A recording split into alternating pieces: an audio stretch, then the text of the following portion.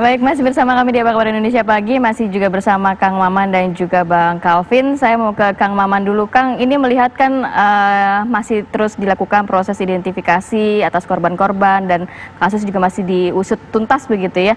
Kang, kalau melihat kan ini ada warga negara Prancis yang melakukan pelecehan seksual, kemudian sebulan atau 2 bulan lalu juga ada warga negara asing Amerika Serikat yang juga melakukan hal yang sama. Kang Maman membacanya seperti apa, Kang? Sejak 2014-an pemberitaan kita sudah sangat marak mengatakan bahwa Indonesia itu menjadi salah satu negara tujuan para predator anak karena berbagai hal. Kita sudah dengar kasus-kasus di Bali dan di berbagai titik. Jadi ini bukan kasus yang baru, bukan kasus yang pertama. Cuma ini cukup mengejutkan buat saya karena korbannya sangat besar dan menurut saya tidak dilakukan secara amatiran dan kecurigaan saya tidak dilakukan seorang diri. Kalau melihat korbannya 305, pelakunya sudah sering bolak-balik ke Indonesia, dan kemudian teknik dia melakukan perekaman sudah sangat profesional, sehingga kecurigaan saya bukan semata-mata dia sebagai predator tunggal, tapi juga seperti yang kita baca sejak tahun 2014, banyak sekali rekaman tentang anak-anak kita yang tampil dalam keadaan polos dan diperjualbelikan di antara kaum predator anak ini, dan mereka menyebut dirinya sebagai groomer. Jadi child grooming ini sudah bukan fenomena baru lagi. Mereka mendandani anak, kemudian menampilkan dia dengan tampilan yang seperti orang dewasa dan cantik, dan kemudian direkam dengan imbalan murah, lalu kemudian videonya diperjualbelikan.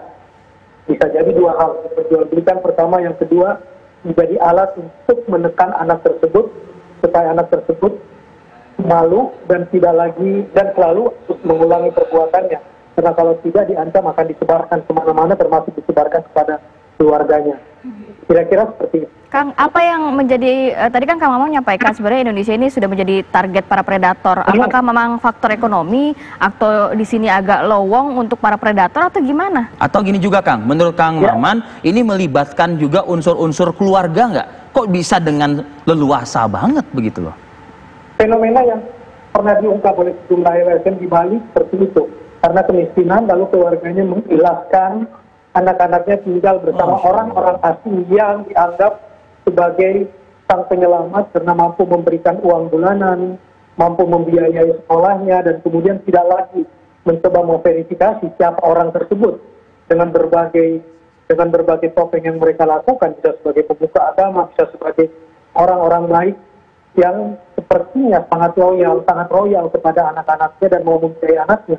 Sehingga orang tua merelakan anaknya muncul.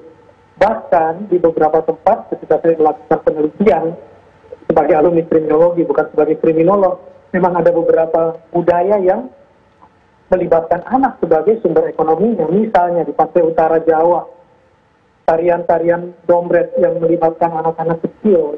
Anak-anak dipakai untuk menari di pinggir pantai, untuk menarik nelayan supaya menjual ikannya di tempat tersebut, dan kemudian anak itu bisa dibawa ke tempat gelap dengan uang puluhan ribu saja sudah bisa terjadi pelecehan seksual dan hubungan seksual.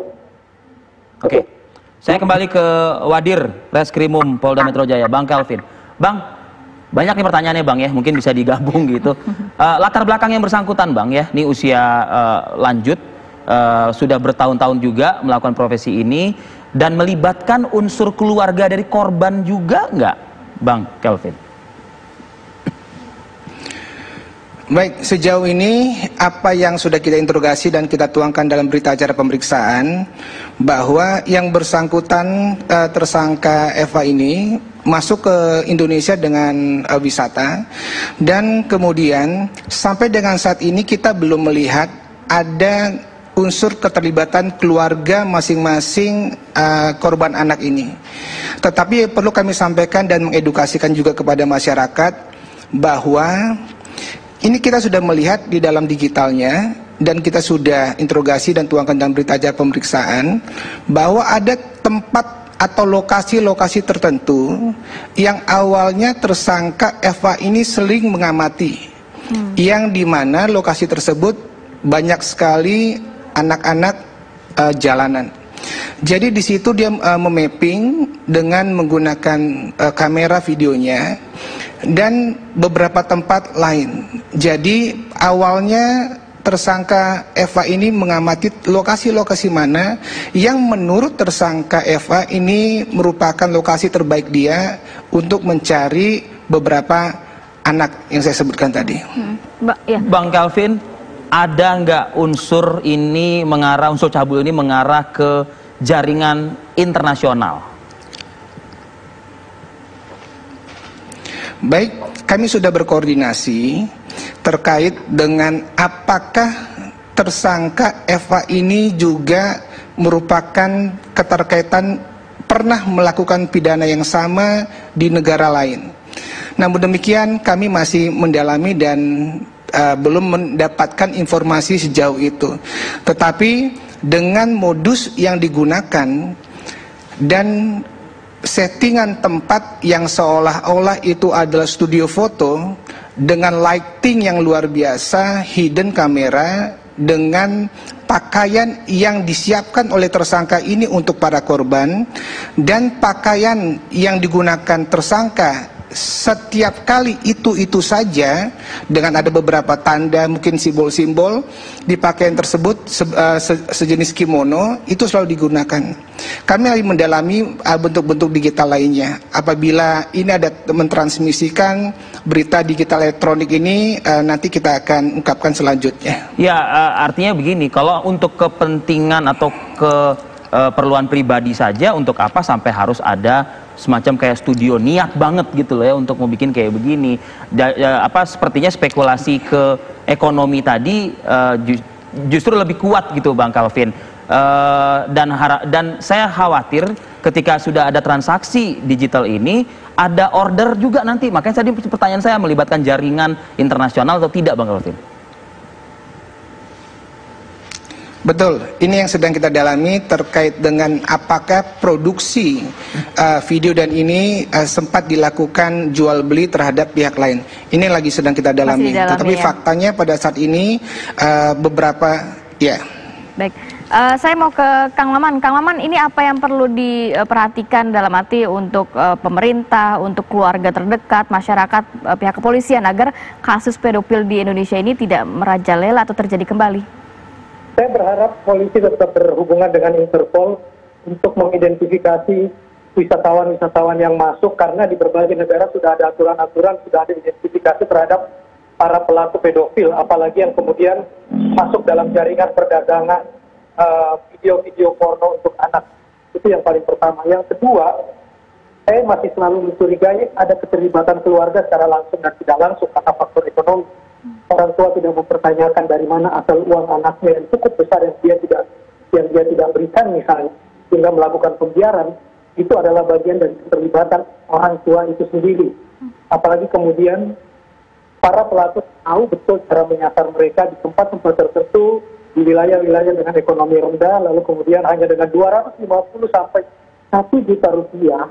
Anda bayangkan dengan uang seperti itu membawa ke tempat syuting mereka di hotel misalnya, satu video bisa dijual 15 sampai 20 dolar per sekali nonton. Buat mereka itu sangat cepat. Sehingga sekali lagi melihat modus operandi yang dilakukan orang ini dan berulang kali masuk ke Indonesia, saya nggak yakin dia melakukannya sendiri. Kalau kita lihat modus operandinya, berbeda dengan yang dilakukan PR narapidana yang ada di Surabaya yang melakukan hal yang sama lewat telepon misalnya. Menelepon orang, mengidentifikasi dirinya sebagai guru, lalu memaksa anak-anak kecil itu berfoto dan memvideokan dirinya dalam keadaan bugil, lalu kemudian dinikmatinya sendiri. Buat saya, kasus ini tidak untuk sendiri, tapi dilakukan untuk dijual belikan kembali. Jadi ada unsur ekonomi dan eksploitasi ekonomi di dalam. Singkat saja, bagaimana menyelamatkan ratusan anak yang sudah menjadi korban? Negara harus terlibat betul, Kementerian Sosial harus betul-betul terlibat, KPAI harus betul-betul terlibat, lalu kemudian penggentar jerahannya harus tinggi. Hukuman yang maksimal itu yang harus diterapkan untuk penggentar jerahan, jadi tidak sekedar kemudian mengirim mereka kembali ke negaranya, tapi betul-betul hukum ini diterapkan di sini. Karena kalau hukumannya rendah dan tidak ada sanksi yang sedemikian kuat, kita belum pernah mendengar sanksi yang sangat maksimal, hukuman mati terhadap predator anak misalnya di Indonesia, mereka akan leluasa masuk ke sini. Australia sampai punya undang-undang khusus untuk para predator ini. Baik, Bang Calvin, singkat Bang, terakhir Bang, singkat.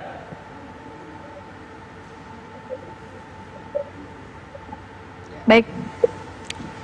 Terima kasih banyak untuk Bang Kelvin dan juga Kang Maman sudah memberikan informasi dan waktunya pada pagi hari ini. Selamat bertugas kembali dan tetap jaga kesehatan selalu. Ini menjadi poin penting juga untuk perhatian masyarakat, khususnya untuk orang tua ya. Tadi Kang Maman sempat menyinggung juga ya, ini jangan sampai ada keterlibatan dari keluarga atas kasus pedofil di Indonesia. Sesaat lagi kita akan membahas mengenai yang masih juga menjadi perbincangan, reklamasi Ancol. Jadi Ancol mau diperbesar gitu? Kabarnya gitu sih. Mau bikin wahana apa lagi sih? Kabarnya juga nanti akan ada museum di situ. Oh, ada museum juga, begitu ya. Jadi artinya rekreasi, tapi rekreasi yang mendidik juga gitu maksudnya. Benar. Tapi seperti apa sih alasan membuat ini? Kita putarkan nanti ya selengkapnya. Usai jeda pada warna berikut.